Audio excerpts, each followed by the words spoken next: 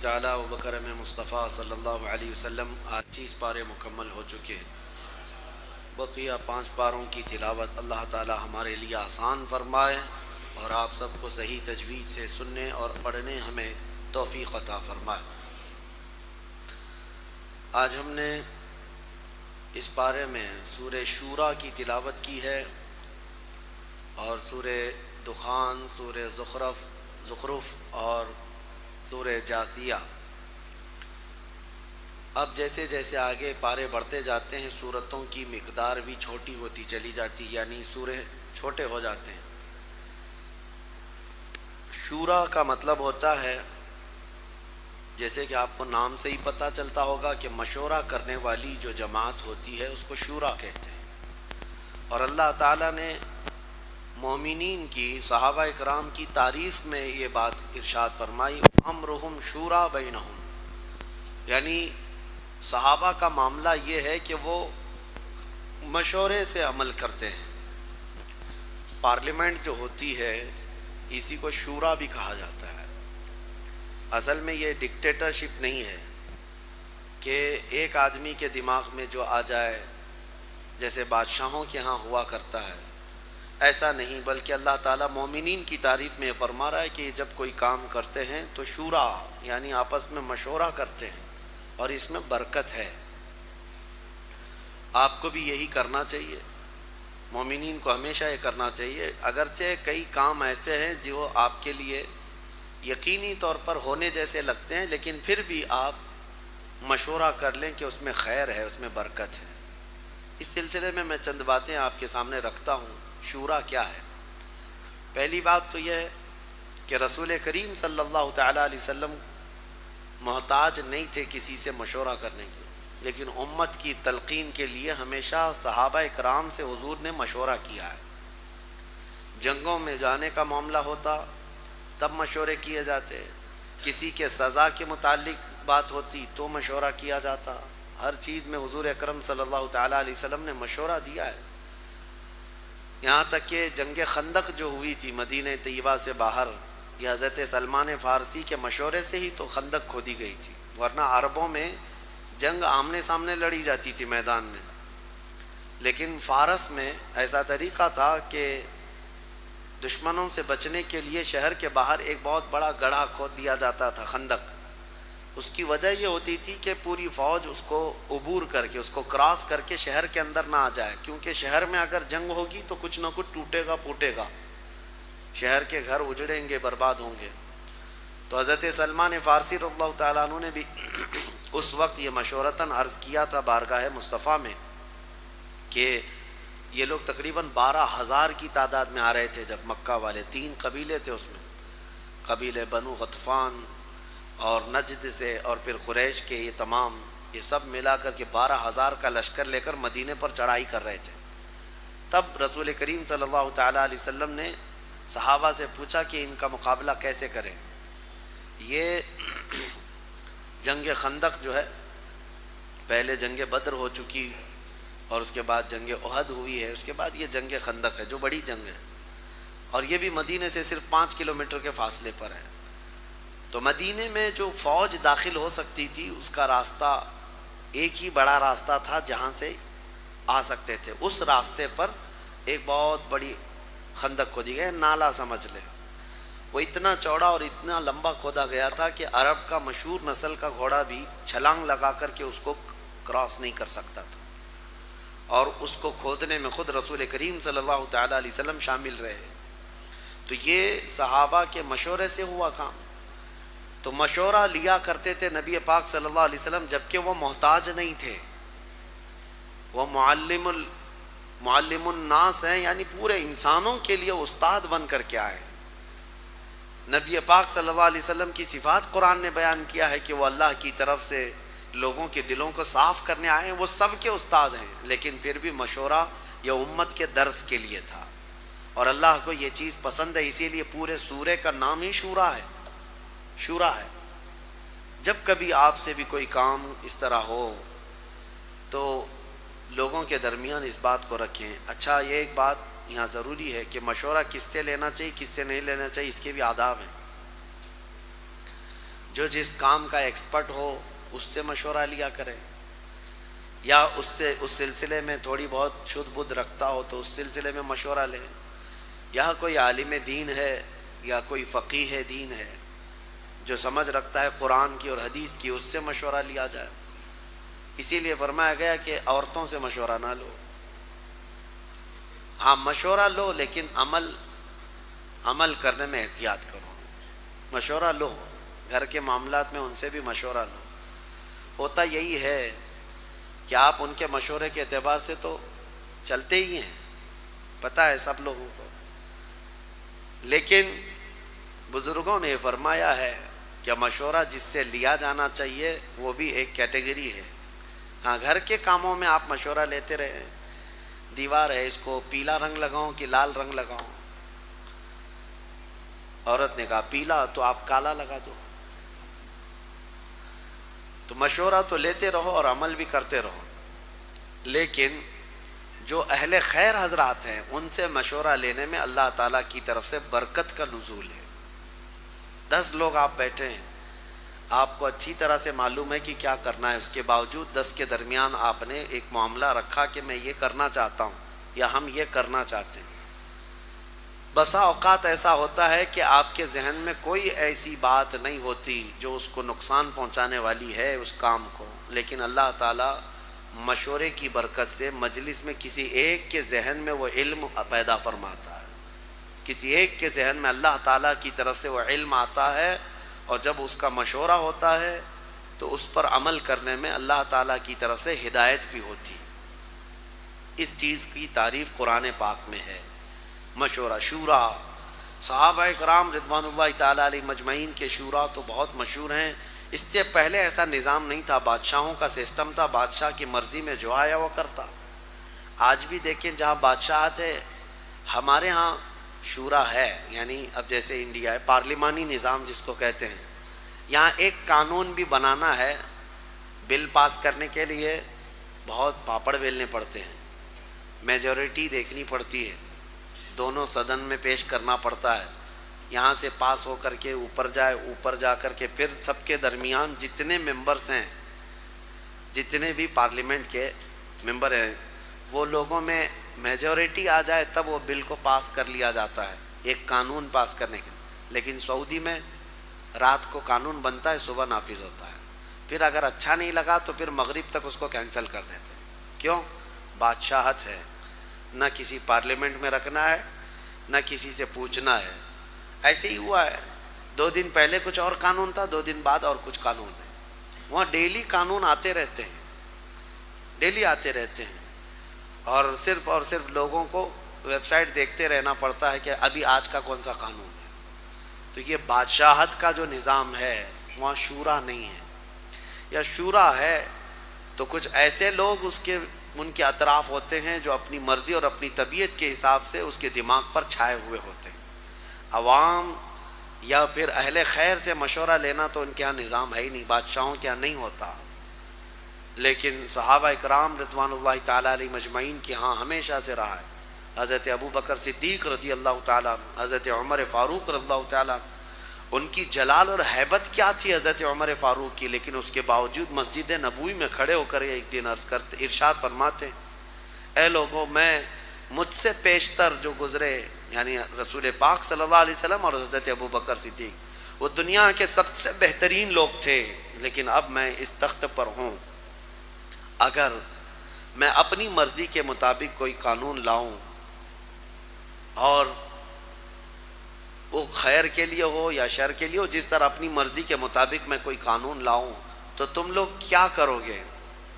ایک دیہات کے رہنے والے صحابی کھڑے ہوئے، کہا اے امیر المومنین عمر ابن خطاب، ہم دیکھیں گے اگر رسول پاک صلی اللہ تعالیٰ علیہ وسلم کے قانون کے موافق ہے تو ہم گردن جھکا کر آپ کے پیچھے چلیں گے، اور اگر آپ کا کام رسول پاک صلی اللہ تعالیٰ علیہ وسلم کی حدیثوں سے ٹکراتا ہے یا آپ کا راستہ الگ ہو جاتا ہے تو پھر ہماری تلوار ہوگی، پھر آپ کی گردن ہوگی۔ یہ بھرے مجمع میں کوئی مشورہ لے گا اس طرح سے؟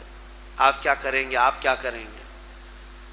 حضرت عمر فاروق رضی اللہ تعالیٰ عنہ نے یہ نہیں فرمایا کہ کیا گستاخی کر رہا ہے، بلکہ فرمایا جب تک اس امت میں ایسے لوگ ہوں گے امت کا نظام صحیح سلامت رہے گا، کوئی درہم برہم نہیں ہوگا۔ شخصیت پرستی بھی نہیں ہونی چاہیے، اپنے آپ کو بھی رکھو تنقید کے نشانے پر کہ لوگ تمہیں صحیح کر سکیں۔ بہرحال اس بارے میں ہم نے ایک آیت اور پڑھی ہے، من کان یرید حرث الآخرۃ نزد لہ فی حرث، آخرت کی کھیتی چاہتا ہے ہم اس کو، من کان یرید حرث الدنیا نؤتیہ منہا، جو ہم سے دنیا کی کھیتی چاہتا ہے ہم اس کو دے دیں گے۔ ومن کان یرید حرث الآخرۃ نزد لہ فی حرثہ، اور جو ہم سے آخرت کی کھیتی مانگتا ہے ہم اس کی کھیتی میں بہت اضافہ کر کے دیں گے، دنیا بھی دیں گے اور آخرت بھی دیں گے۔ اور دنیا والے کو وما لہ فی الآخرۃ من نصیب، آخرت میں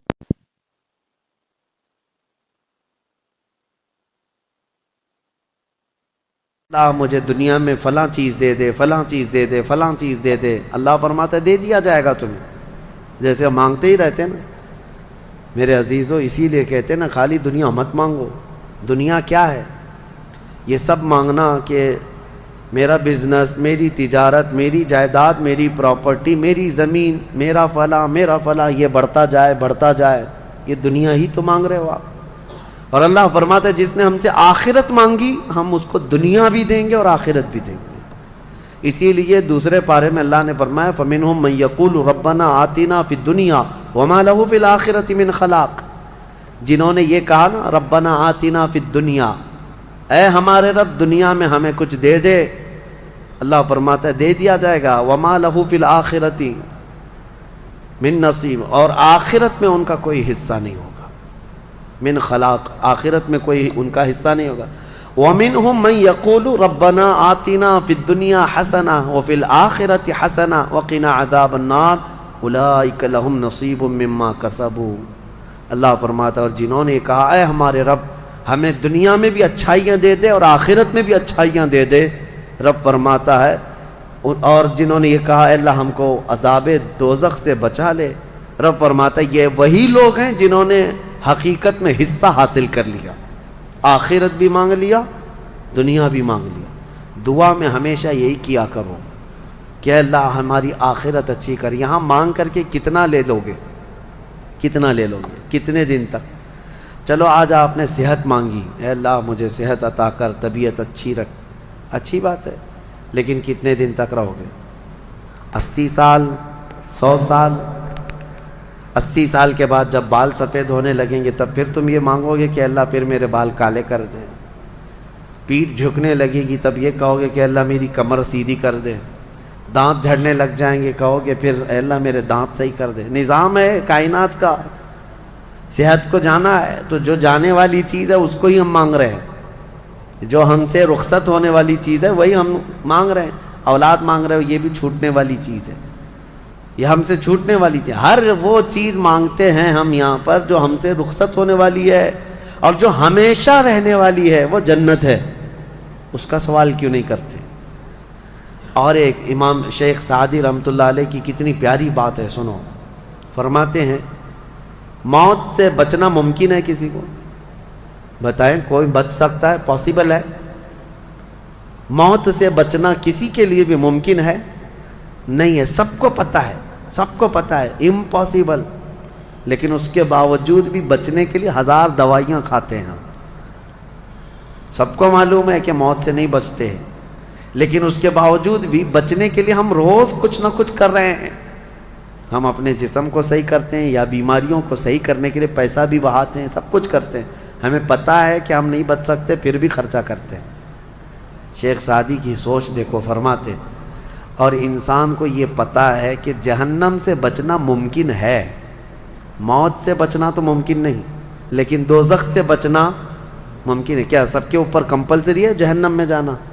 نہیں، تو جس سے بچنا ممکن ہے اس کے لیے کوشش بھی نہیں کرتا، اور جس سے بچنا ممکن ہی نہیں اس کے لیے روز کوشش کرتا ہے۔ یہ کیسی سوچ ہے انسان کی؟ موت سے نہیں بچ سکتے، کوشش ٹھیک ہے تم دوائیاں کرتے رہو، لیکن کوشش یہ کرو کہ اللہ مجھے دوزخ سے بچا لے، مجھے آخرت کے عذاب سے بچا لے۔ میرے عزیزو، ہمارا سارا نظام اسلام کا آخرت پر ٹکا ہوا ہے، اسی لیے رب تعالیٰ نے فرمایا من کان یرید حرث الآخرتی نزید لہ فی حرثی۔ ایک بات میں آپ کو بتا دوں، اگر اسلام سے آخرت کا کانسیپٹ نکال دیا جائے تو پورا دین کھوکھلا ہو جائے گا۔ یعنی پھر کس چیز کے لیے کر رہے ہو تم؟ نماز کیوں پڑھ رہے ہو؟ چوری سے کیوں بچتے ہو؟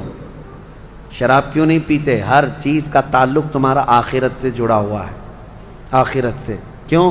حساب ہوگا، پوچھا جائے گا، میری نمازیں بھی پوچھی جائیں گی، روزے بھی پوچھے جائیں گے، ہر چیز آخرت کے خوف سے ہم دنیا میں عمل کر رہے ہیں۔ اور اگر آخرت کا کانسیپٹ ختم ہو گیا تو وہی درندوں کی طرح سے ناچتے گھومتے رہیں گے، جیسے دوسری قوموں کو دیکھ رہے ہیں، ان کے ہاں کوئی تصور ہی نہیں آخرت کا۔ ان کا تو یہ ہے کہ اچھے کام کرو گے تو دوسرے جنم میں اچھا بن کے پیدا ہو جاؤ گے، برے کام کرو گے تو دوسرے جنم میں کتا بلی بن کے پیدا ہو جاؤ گے، بس اتنا ہی ہے، اس سے زیادہ نہیں ہے۔ پھر بھی کچھ لوگوں کے ہاں ہے سورگ اور نرگ کا، لیکن وہ بھی اتنا یقینی نہیں ہے، اتنا یقینی نہیں ہے جتنا تمہارے لیے ذہن میں یقینی جنت اور دوزخ کا تصور ہے، یہ دوسروں کے ہاں نہیں ہے۔ اسی لیے میرے عزیزو، آخرت کے تصور کو اتنا مضبوط بٹھاؤ، اتنا مضبوط بٹھاؤ۔ مجھے ایک بات یاد آتی ہے کہ ہمارے ایک بزرگ تھے، میرے بڑے دادا، اللہ ان کی تربت پر رحم فرمائے۔ پورے علاقے میں لوگ اس بات کے شاہد ہیں، جب بھی کوئی کچھ غلط کام کرتا یا چھوٹی بہت بھی چیز ہلکی نظر آتی ان کو، تو ڈانٹنے کے لیے سب سے پہلا جو جملہ وہ کہتے تھے وہ یہی کہتے تھے، کیا تجھے آخرت کا خوف نہیں ہے؟ آخرت سے نہیں ڈرتا؟ یہ ایک جملہ اکثر ہر کام پر، نماز کے سلسلے میں ہو یا کسی کو کہیں پر گپے لگاتے بیٹھے ہوئے دیکھتے تو یہ کہتے آخرت کا ڈر نہیں ہے۔ یہ ان بزرگوں کا شیوا رہا ہے، اولیاء اکرام کا طرہ امتیاز رہا ہے کہ وہ اپنے سارے اعمال آخرت کے خوف پر رکھے ہوئے ہیں۔ حضرت حاتم اعصم رضی اللہ تعالیٰ عنہ ایک بڑے پائے کے بزرگ ہیں، فرماتے ہیں نماز جب پڑھتے تھے تو کہتے میرا تصور یہی ہوتا ہے، میرا تصور یہی ہوتا ہے کہ موت میرے گردن کے پیچھے، ملک الموت یہی ہے، یہ سوچتا ہوں کہ اب آخری نماز ہے، میری آخری نماز ہے، اور دونوں طرف میرے جہنم کے گڑھے ہیں، ادھر بھی ادھر بھی، میں اگر تھوڑا سا بھی ہل جاؤں تو ہو سکتا ہے ادھر کے گڑھے میں یا ادھر کے گڑھے میں، اور پیچھے ملک الموت ہے اور سامنے رضائے الہی ہے اور جنت ہے، میں بڑھنے کی کوشش کر رہا ہوں۔ اس تصور کے ساتھ وہ نماز پڑھتے تھے، اس تصور کے ساتھ، اور سجدے میں جاتے تو یہ کہتے کہ میرا آخری سجدہ ہوگا، ملک الموت پیچھے ہی کھڑا ہے میری گردن کے پاس، اور اگر میں تھوڑا بہت ہل گیا تو ادھر بھی دوزخ ہے، ادھر بھی دوزخ ہے، سامنے کی طرف مجھے پورا تصور جمانا ہے، رضائے الہی ہے اور جنت میری یہاں ہے۔ تو ان کے سارے تصورات ہر کام میں آخرت پر ڈیپینڈ تھے۔ میرے عزیزو، آج لوگوں میں جو بد عملی آئی ہے اس کی ایک بڑی وجہ یہی ہے، ہمارے بچوں میں اور نوجوانوں میں آخرت کا ڈر کم ہو گیا، ڈر کم ہو گیا۔ یہ جتنے بھیانک گناہوں میں آج ملوث ہیں، ان کو ڈر نہیں ہے، ان کو خوف نہیں ہے۔ میں ایک بات بتاتا ہوں، پچھلے زمانے کی ایک بات ہے کہ ایک پرہیزگار شخص تھے، متقی تھے بنی اسرائیل میں، ایک خاتون جو فحش کاموں میں ملوث رہتی تھی، طوائف تھی یا جیسی بھی، وہ آئی اس عابد کے پاس، یہ پرہیزگار شخص تھا۔ یہ جب آئی تو کہا کہ رات گزارنے کے لیے میرے پاس کوئی ٹھکانہ نہیں ہے، باہر ٹھنڈی اور بارش ہے، مجھے تھوڑی سی جگہ دے دو۔ اس عابد نے رحم کھا کر اپنے گھر میں، عورتوں کے رونے پر کبھی شیطان داخل ہو جاتا ہے، مدد کے لیے عورت رونا دھونا جب کرتی ہے تو اچھوں کا ایمان ختم ہو جاتا ہے۔ وہ عورت رونے لگی کہ میرا کچھ کوئی سہارا نہیں، بارش میں بھیگ جاؤں گی، میں تڑپ تڑپ کے ختم ہو جاؤں گی۔ اس عابد شب زندہ دار اس نے اپنے خانقاہ میں جگہ دی تھی۔ جب رات ہو گئی تو وہ عورت آئی اس کے سامنے آئی اور اوریانیت کے ساتھ عجیب و غریب حرکتیں کر کے اس کو گناہ پر ابھارنے لگی۔ وہ عابد تنہا تھا، وہ قریب آیا، اس کے بعد پوچھا کیا چاہتی ہے؟ کہا چل کوئی نہیں ہے برات میں، کوئی نہیں ہے، ہم لوگ اپنے جسموں کی سکون حاصل کر لیں۔ اس عابد نے کہا کہ ٹھیک ہے، میں اس سے پہلے تھوڑی دیر میں بھی آتا ہوں، خواہش ہے تیرے ساتھ آ جاتا ہوں، سوتا ہوں، لیکن اس سے پہلے میں دیکھتا ہوں۔ اس نے کیا کیا، گھر میں جو چراغ جل رہا تھا، بہت اس وقت مشعل جلائے جاتے تھے، کرنٹ تو نہیں، لائٹ نہیں، مشعل جو جلائے جاتے تھے، اس نے وہ مشعل کو قریب کیا، پہلے اس میں اپنی انگلی لگایا تو چمڑی جل گئی، ہاتھ جھٹکنے لگا۔ وہ خاتون تیار کھڑی تھی، پوچھنے لگی کہ کیا کر رہا ہے؟ کہا رک جا، دیکھ رہا ہوں۔ تھوڑی دیر کے بعد دوسری انگلی آگ میں لگایا، چمڑی جل گئی۔ پھر اس کے بعد وہ اسی طرح جلاتا رہا انگلی کو۔ اس خاتون نے پوچھا کہ کیا کر رہے ہو تم؟ اس عابد نے کہا میں دیکھ رہا ہوں، اس آگ کو میں برداشت کر سکتا ہوں تو پھر ٹھیک ہے، میں یہاں مزے بھی کر لوں گا، اس لیے کہ جہنم کی آگ اس سے 70 گنا زیادہ تیز ہے، میں نے سنا ہے۔ دیکھ رہا ہوں کہ یہاں کی آگ میں برداشت کر پاتا ہوں۔ 2 انگلیاں سامنے کیا، 3 انگلیاں کیا، 4 انگلیاں جب مشعل میں لگایا تو پورا چمڑا جل کر کے صرف انگلیوں کی ہڈیاں کالی ہو کر رہ گئی، ہاتھ پورا چمڑا لٹک گیا، پورا ختم ہو گیا، ہاتھ پورا جلا رہ گیا۔ وہ عورت چیخ مارنے لگ گئی کہ کیا کر رہا ہے، چمڑے کے جلنے کی بو آنے لگ گئی۔ اسی اثنا میں وہ عورت چیخ مار کر کے باہر نکلتی ہے کہ بچاؤ مجھے، بچاؤ، یہ پاگل ہو گیا، پاگل ہو گیا۔ بادشاہ کی پولیس وہاں سے گزر رہی تھی، آئی اور اس نے پوچھا کہ کیا ہوا ہے؟ کہا کہ اس عابد نے میری عزت پر حملہ کر دیا۔ تو پولیس اندر گھس گئی، دیکھا تو یہ بیٹھا ہوا تھا، اب آؤ دیکھا نہ تاؤ، حملہ کر دیا اس پر۔ لوگوں کو باہر پتہ چل گیا کہ ایسا ایسا ہوا ہے، ایک عورت آئی تھی اور اس پر عابد رات کو تنہائی میں اس کے ساتھ منہ کالا کر رہا تھا۔ تو لوگوں نے مارنا شروع کیا، اتنا مارا کہ وہ عابد مر گیا، انتقال ہو گیا، ختم ہو گیا۔ اب مسئلہ یہ ہے کہ اب لوگوں میں یہ بات پھیل گئی کہ اتنے سالوں جس کو ہم نے عبادت میں دیکھا تھا، وہ ایک عورت کے چکر میں آخری وقت بہک گیا اور منہ کالا کر لیا۔ اب اس کے بعد اس کو اٹھاتے ہیں، اٹھا کر کے قبرستان میں جب دفن کرنے کے لیے رکھا گیا، قبر میں جیسی رکھتے ہیں، اس قبر میں تیز خوشبو بھر چکی ہے، ہر جگہ سے خوشبو کے جھونکے آ رہے ہیں۔ لوگوں نے کہا یہ بدکار آدمی کی قبر میں اتنی خوشبو کہاں سے آ رہی؟ اس کو دفن کر دیا اور یہ بات مشہور ہونے لگ گئی۔ بادشاہ خود بھی آیا، پوچھا یہ کیا مسئلہ کیا ہے؟ تو لوگوں کو جب یہ بات سمجھ میں نہیں آئی تو علماء کو بلایا گیا اور پوچھا گیا کہ کیا مسئلہ ہے؟ کہا گیا کہ یہ بدکار نہیں ہو سکتا، یہ اللہ کی رضا میں انتقال کیا ہے۔ اس خاتون کو پکڑ کر لایا گیا، پوچھا گیا کہ کیا کیا معاملہ ہوا تھا، سچ بتا۔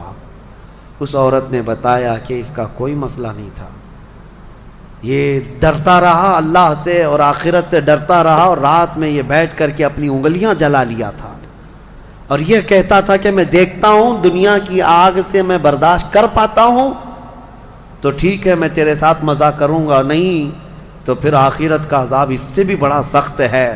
وہ یہ کہتا رہا اور میں بھاگ کر گئی، اتنے میں لوگ آئے اور اس کو مار دیے۔ بادشاہ نے پوچھا کہ دیکھو اس کو پھر سے نکالو، نکالا گیا۔ اس خاتون کے بتائے ہوئے اعتبار سے جب دیکھا گیا تو اس کا ہاتھ جلا ہوا ویسے ہی موجود تھا، جلا ہوا ہاتھ ویسے ہی موجود تھا جیسے اس عورت نے واقعہ سنایا تھا۔ پھر لوگوں نے بہت توبہ کی کہ اس کو مارنے کا کیا گناہ تھا، اس کا جرم تھا، لیکن بہرحال وہ شہید تھا۔ اس حکایت کو نقل کر کے فرماتے ہیں صاحب حکایت کہ یہ وہ لوگ تھے جن کا ہر کام آخرت سے جڑا ہوا تھا، وہ ایک حرکت بھی کچھ ان کو دنیا میں डगमग नहीं करती, उनके पाँव को नहीं फिसला पाती। क्यों? वो डरते इस बात से थे कि आखिरत में क्या होगा, आखिरत में क्या होगा। मेरे अजीज़ों, मैं आपको बताऊं, ज़िना की जो सज़ा हमने बताई थी, इससे कबल भी मैंने बताया, कोड़े मार दिए जाएं 100 या संसार कर दिए जाएं, ये आखिरत में दी जाने वाली सज़ा का 100वां हिस्सा है। इससे 100 गुना ज़्यादा सज़ा वहाँ पर क़यामत में। तो फिर वो कैसी होगी सज़ा? फिर 100 गुना ज़्यादा सज़ा क्या है? इसीलिए फरमाया गया जहन्नम का हल्का अजाब। पूछा गया हुजूर से सबसे कम अजाब क्या होगा? सबसे कम किसी को अजाब दिया जाएगा अगर दोज़ख में तो क्या होगा?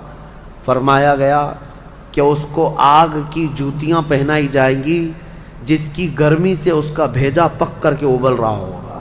ये सबसे हल्का अजाब है दोज़ख का। फिर जहाँ अल्लाह ने अजाबुन अलीम कहा, अजाबुन अज़ीम कहा, अजाबुन मुहीन कहा, दर्दनाक अजाब, बड़ा अजाब, ज़िल्लत वाला अजाब, तो फिर वो कैसा होगा? बहरहाल खुलासा कलाम मेरा ये है, आज हमने तिलावत में यही पाया कि लोगों तुम आखिरत के तसव्वुर पे जीते रहो, दुनिया फ़ानी है, दुनिया फ़ानी है। हिसाब का एक दिन आएगा, फमन यअमल मिस्क़ाल ज़र्रतिन खैरन यरा वमन यअमल मिस्क़ाल ज़र्रतिन शर्रन यरा। अल्लाह फरमाता है जिसने राई के दाने के बराबर नेकी की वो भी देखेगा क़यामत के दिन, और जिसने राई के दाने के बराबर बुराई की वो भी क़यामत के दिन देखेगा। आखिरत आखिरत आखिरत। अपने बच्चों में भी डर इसी बात का डालो कि अल्लाह करीम के यहाँ हिसाब होना है, अल्लाह के यहाँ हिसाब होना है। आपको बताएं, वो सहाबी रसूल जो घर फजर की नमाज दौड़ करके चले जाते थे, हुजूर के पीछे नमाज पढ़ते थे। क्यों? सहाबा इकराम ने उनकी शिकायत की थी कि या रसूल अल्लाह ये नमाज पढ़ के इतनी तेज़ी से भाग जाते। हुजूर ने उनसे कहा पूछो, एक दिन पकड़ो।